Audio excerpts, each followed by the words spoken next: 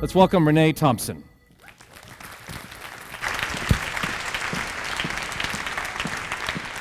Hi, everyone.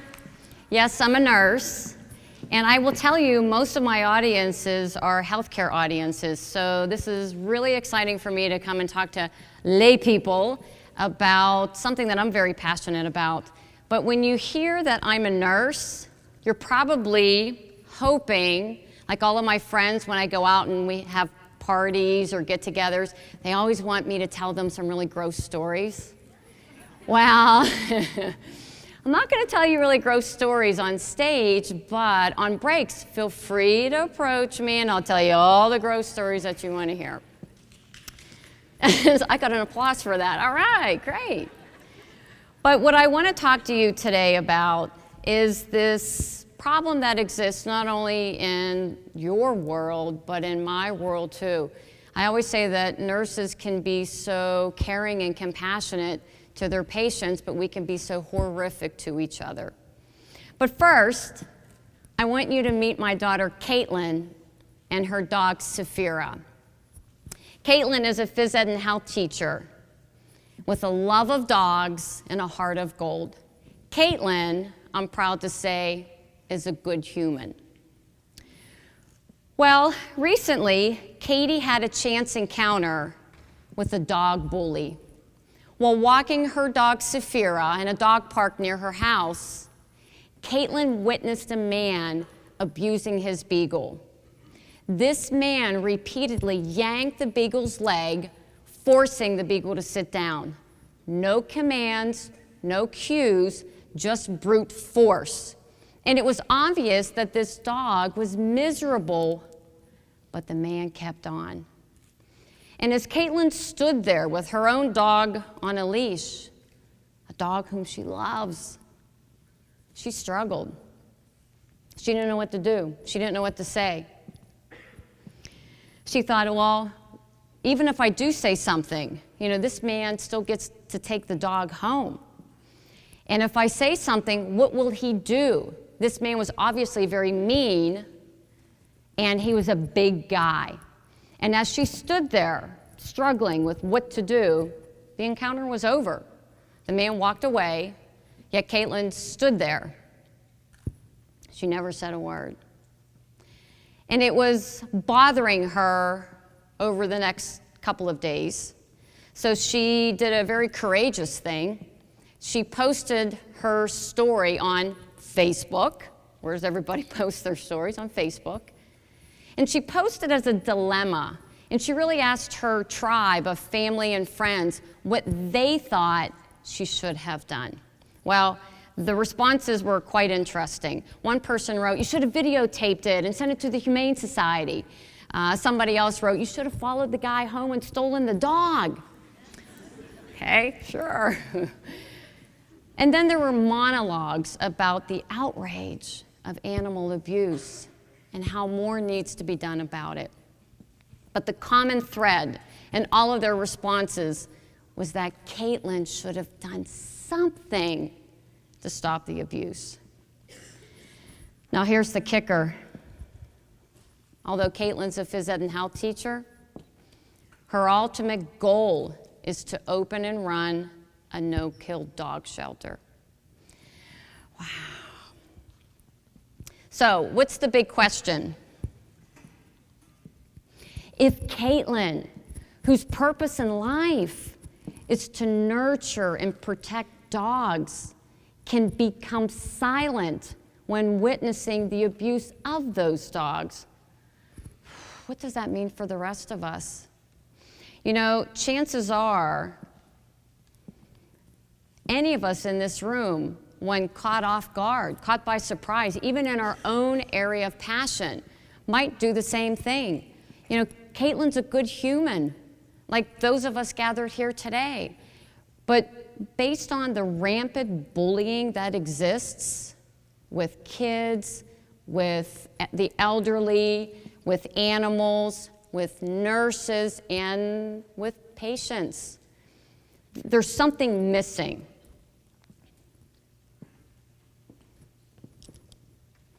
Well, the reality is we live in a world in which good people remain passive in the face of bullying and injustice. As you know, I'm a nurse. People get into this profession for compassionate reasons. I mean, it's certainly not for the crazy hours and the pleasure of cleaning up other people's poo-poo, okay? It's more than that.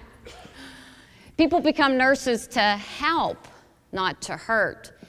Yet I spend the majority of my time as a speaker and consultant helping individuals and healthcare organizations eliminate bullying in healthcare. Almost every day of my life, a nurse reaches out to me asking for help. Breaks my heart. There was a study that was done. They asked 1,700 healthcare employees, if you witness bullying behavior or like bad practice, bad behavior, would you speak up? Guess how many of us would speak up? 10%.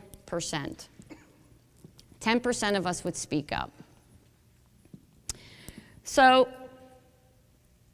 what is true in hospitals is true in schools, in playgrounds, in shopping centers, and even in parks where people walk their dogs. If 90% of us would stay silent when faced with bullying and injustice, well, there has to be compelling reasons. Whoops, sorry about that. Well, we live in a culture of individualism. It's none of my business, not my responsibility. Or how about in the workplace where I deal with? It's the boss's responsibility. Yeah, I love that one. It's the boss's job to say something. We're overcome by fear, actually paralyzed by it. We don't know what this other person's going to do. Will this person scream and yell at us? Might they embarrass us? Could they become violent? Could we get fired for speaking up? And then we don't know the right thing to do or the right thing to say. We're caught by surprise. And then in the face of bullying and injustice, we become passive. And as a result, we develop weak muscles of moral courage. And then because we're good humans, we beat ourselves up like Caitlin did. And then other people see us being passive, and it just reinforces the culture of turning a blind eye. So it's 2 o'clock in the morning.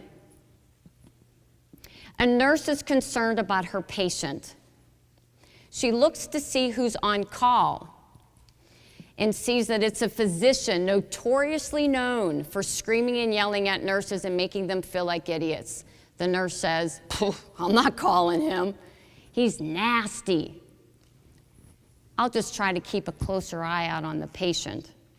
A new nurse overhears this, and then several months later, when she's in the same situation, because she will be, she makes the same choice. Think about that patient. What if that patient was you, or your mom, or your son or daughter?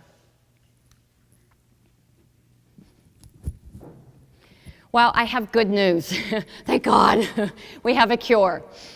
As a nurse, I know that anemia is deficiency of the blood, and we treat it by giving a blood transfusion. I know as a human, being passive is a deficiency in moral courage, and we have a cure for that. The cure for being passive is conscious choice, supported by knowledge and practice. You know, the movement to a hero culture really begins with each one of us recognizing that we have the power and that we have a choice to speak up when we face bullying and injustice. Moral courage muscles are then built by the repeated choices we make on a daily basis. Small choices, repeated over time, help to strengthen those muscles and enable us to act. So if the missing link is choice, what do we need to be doing differently? We have to accept the responsibility. And when I speak to nurses, this is what I tell them.